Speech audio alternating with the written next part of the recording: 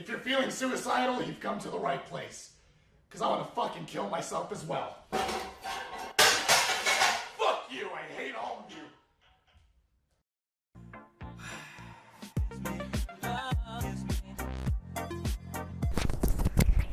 What's good, motherfuckers? It's your boy RK back at it again with some dank ass raid boss guides.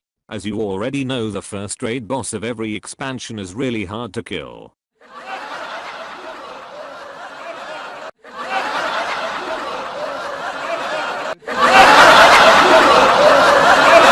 But seriously, this fucker requires some use of the human brain. Let me just go through the roster real quick and ensure everyone has won. I thought I had it all together, but I was led astray.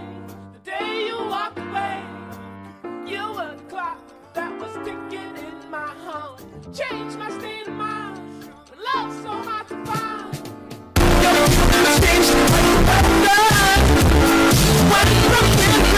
Anyways, the fight will begin somewhat like this. The boss will be tanked by me, and Linksy at a corner of room. You all will stand behind the boss. The most important mechanic in this boss fight is dealing with him trying to make us pussies. He will put a debuff on you every month which will make you drop 4 pools of blood when it expires. It is really important to deal with this properly, because the space in the room is very tight. You will put the blood pools behind the boss along the corners, and try to stack as many as possible on top of each other. Careful though, these things do a lot of damage. To maximize DPS, the melee will drop the blood pools a bit closer to the boss, while the ranged need to go drop them far away, possibly directly on the opposite corner of where the boss currently is. The boss will be moved in a clockwise direction.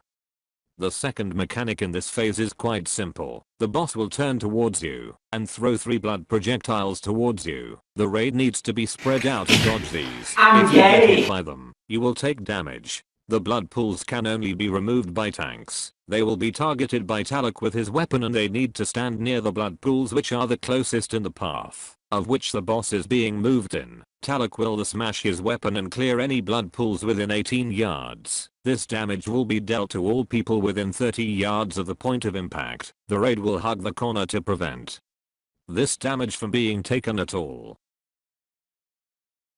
The last thing you want to watch out for in phase 1 is the moment the boss will realize he left his weapon. When he smashed the tank, he will charge back to get it, and you don't want to be in the line of him and the weapon, or you will get one shot, unless you are Nath.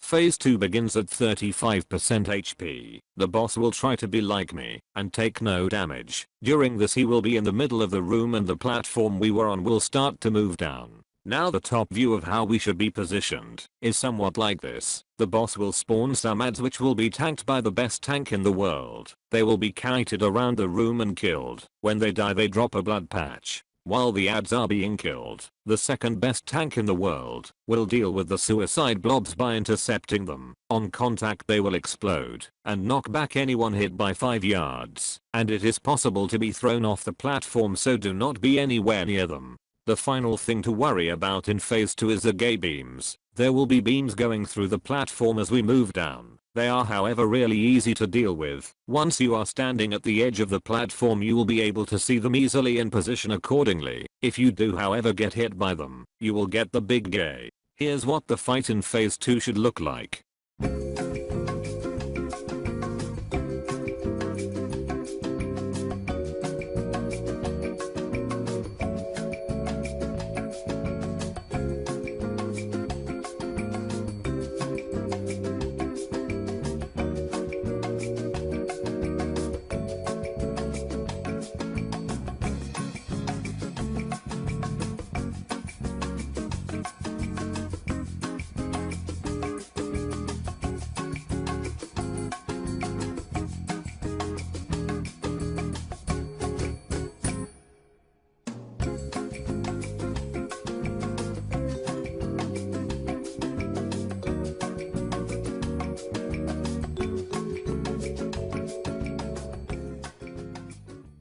So you basically get it. Dodge gay beams, don't fall off, kill ads, do more damage than a protection paladin, and you should be fine.